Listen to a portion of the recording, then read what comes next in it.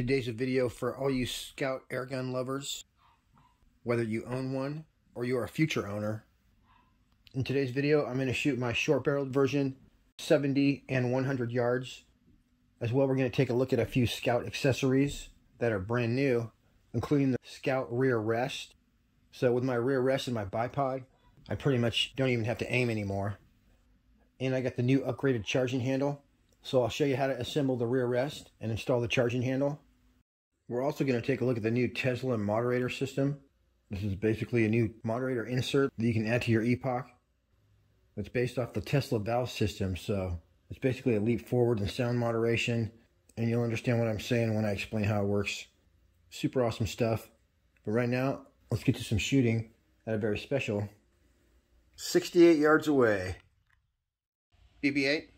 Do you think an FX M3 is better than a Skout? Think a Red Panda is better? Alright you guys, I'm all set up here, shooting out the window. I'm going to take some chronograph readings, see where I'm at. My gun's tuned for 44.75 grain, particularly these right here. So that right there is 2 power. I'm not going to be hitting much as far as bullseyes. If we can't see it, I'm going to crank this thing all the way up to 8 power. There's 4 power right there. Could probably hit a bullseye on 4 power, but there's 8 power. I did want to double check my velocity. I haven't shot this gun in about a month. And I started at 845. I gave my high pressure wheel, which is the one in the front, a full turn, and that got me to exactly 890, which is what I was looking for. 887. Duplicate 887. All right, that works for me. I'm going to call that tuned. Now let me go turn my chronograph off, see what we can do for groupages. You generally want to leave your low pressure wheel alone and just tune your velocity up and down by adjusting your high pressure wheel. Screw it in for more velocity, screw it out for less velocity. Boy, that almost hit the bullseye. 834, so I need to pop up the speed on this bad boy. Right here, I was still adjusting my velocity and my crosshairs, but I could tell right away we were going to be getting some good groups at 70 yards away. Alright, this might go in the middle, assuming that that first one was a perfect shot.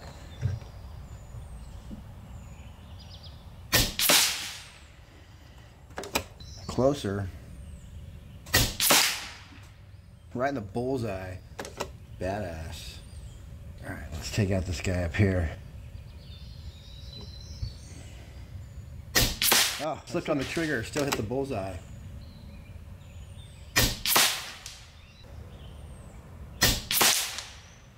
Dang. We're holding the... It's like a 1-inch... Oh, damn it, slipped on the trigger. That was a 1-inch bullseye right there. Alright, this is fun. Let me just hit these guys right here.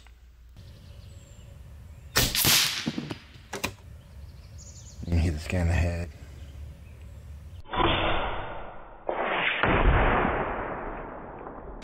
Oh, yeah, it's gonna happen. Alright, hold on 1 second.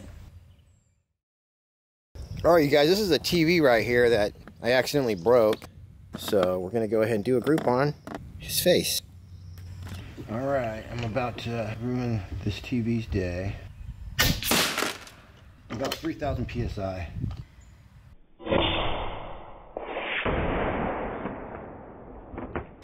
Hitting the same spot. Alright, 2 clicks over. That's more like it. I can tell that it is going to take a little bit of practice to get my best at, you know, this longer shooting. Oh, slip on the trigger right through the bullseye. Alright, let's do 2 more because since we sighted in after the first 2. Boy, you could get good at shooting this gun, I can tell though already. Alright, I'm going to go look at it. Wow, you guys, look at this. There's was the first 2 that were outside, and then I sighted in and we got like a dime-sized hole, basically. That's amazing. Holy crap, you guys, look at this. it went clean through this TV. Like the metal and everything. Wow. I was pretty sure, I thought it was gonna stop, but this thing's like probably 3 inches thick.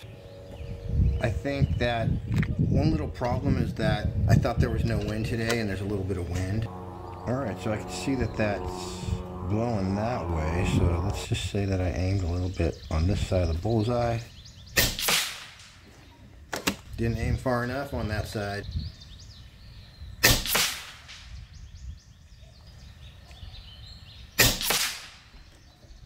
Look at that, you guys, I'm adjusting for the wind.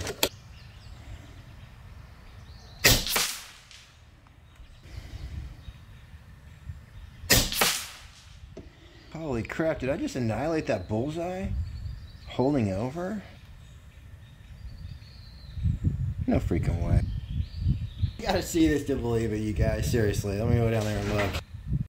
I'm gonna click over a teeny bit. For the wind. I should actually not have clicked over. So this group right here is just me basically getting my scope out of whack and then getting sighted in again. Alright, let's see here. Damn it. I clicked the wrong way. Alright, this should go in the black. Fucking shit.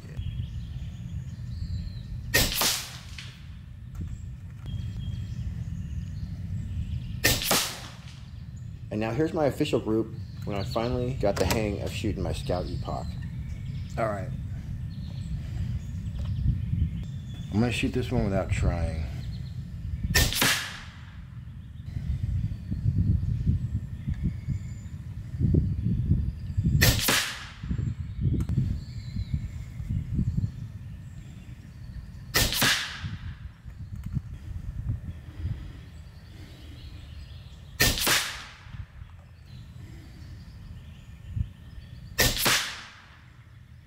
Bam, you guys, I didn't try at all on that one. I just totally relaxed.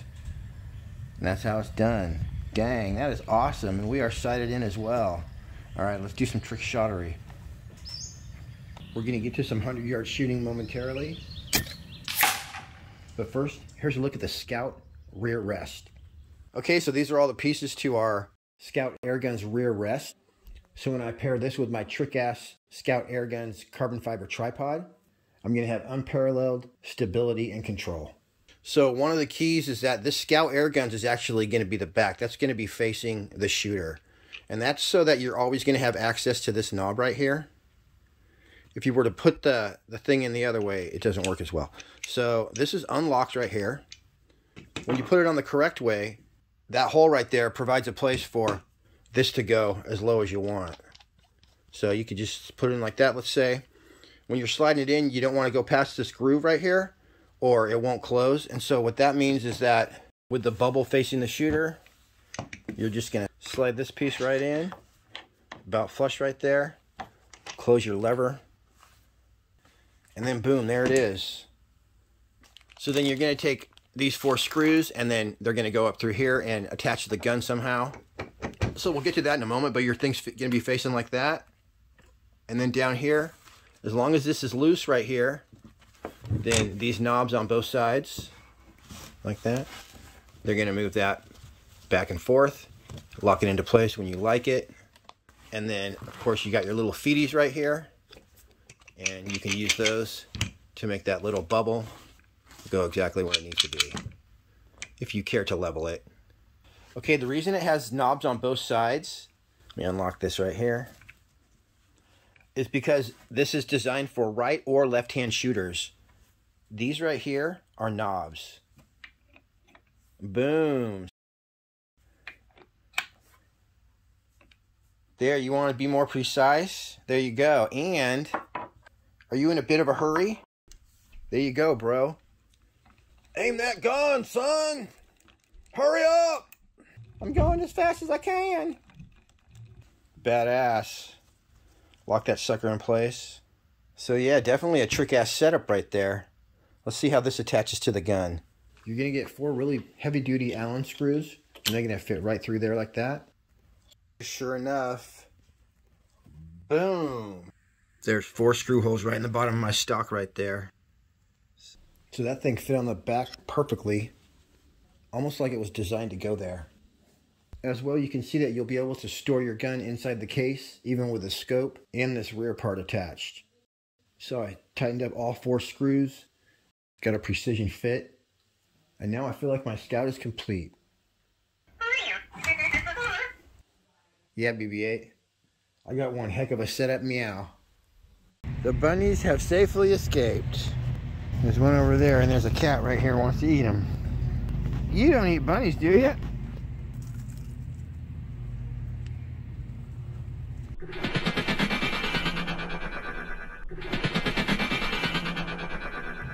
That was close. You almost got that one. You better get out of here, boy.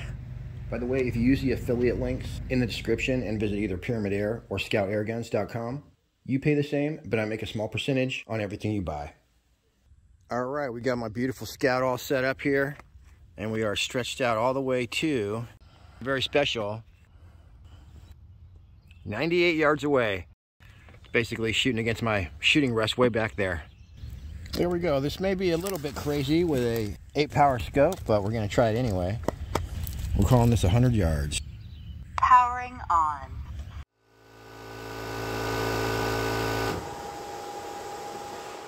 Firing mode. Match.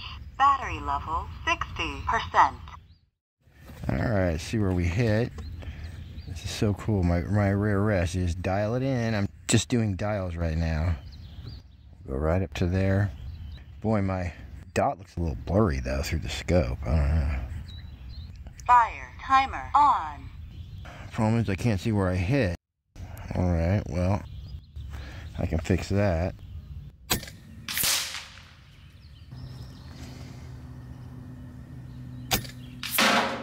Alright, definitely need to dial down.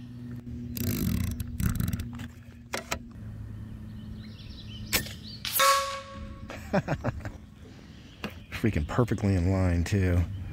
Alright, so should be it right there. Alright, this might be good enough to start hitting bullseyes. Let's see. Damn it, slipped on the trigger. Could tell I hit it though. These next 2 shots just went through that hole.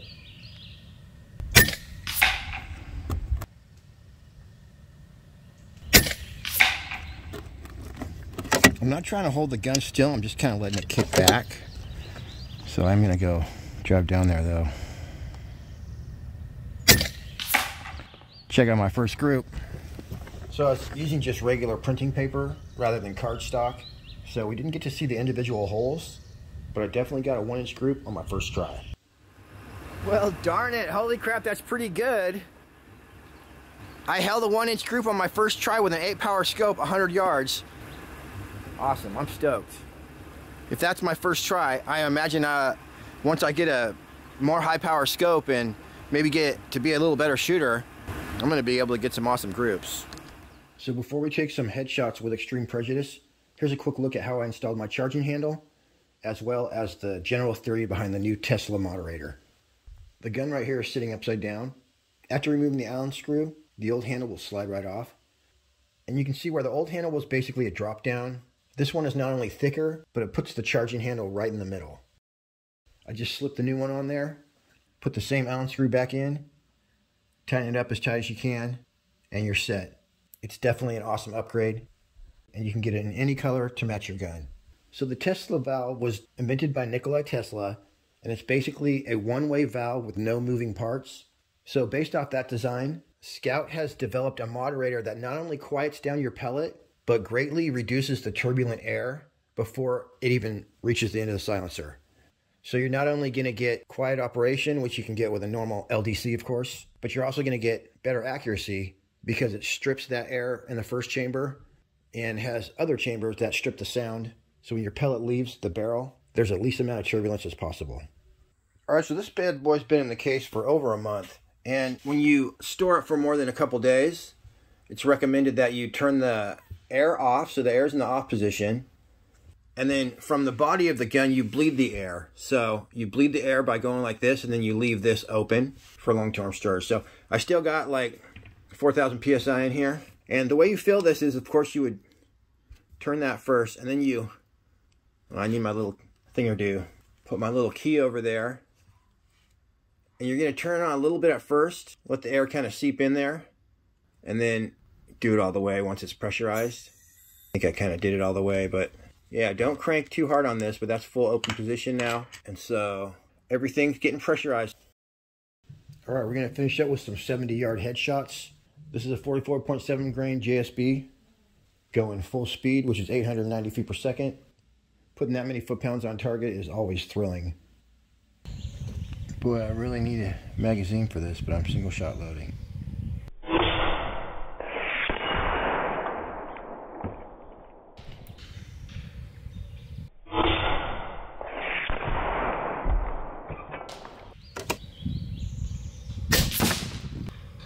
It does take concentration to hit this stuff at 70 yards. So this gun's accurate and, you know, I would say easy to shoot, but it doesn't shoot itself. Boy, if I didn't have that box here, these things would be gone in the forest.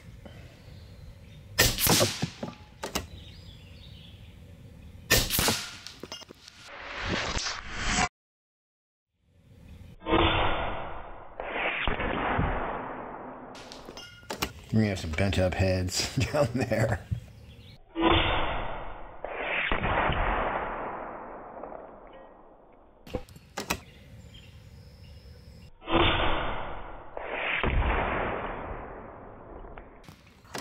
Okay, right there's an egg. Take him out. Wow. Probably find some of the pellets down there too.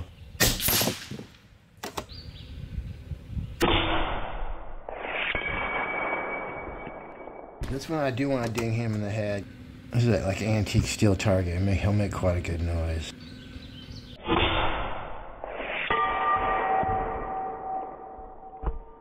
Alright, if you guys haven't noticed yet, I'm actually doing a series of videos on my Skout EPOCH. So we are just getting started.